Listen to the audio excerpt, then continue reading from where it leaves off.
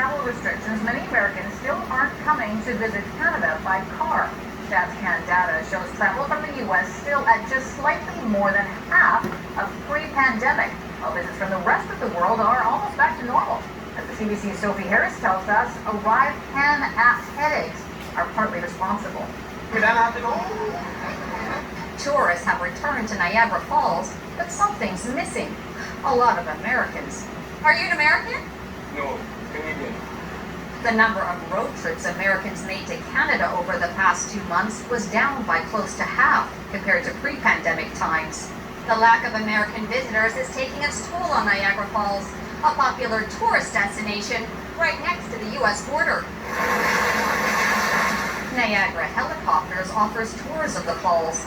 The company says bookings are down 35% this summer compared to 2019, largely due to fewer American tourists. The decline in business from the Americans is actually very devastating for us. That is our bread and butter market. So what's keeping Americans away? First, only those who are vaccinated can enter Canada.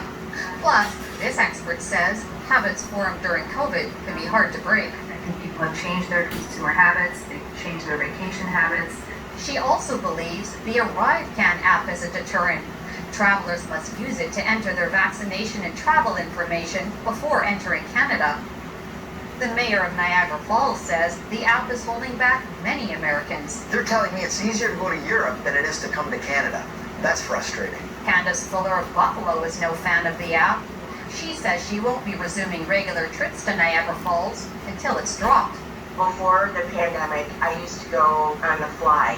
Now with using the app, you have to plan your trip ahead of time, and it's kind of hard to do that. Use ArriveCan. The app is set to stay in place until at least October. This week, Transport Minister Omar Alghabra said ArriveCan reduces wait times at the border, but added that he's weighing the criticism.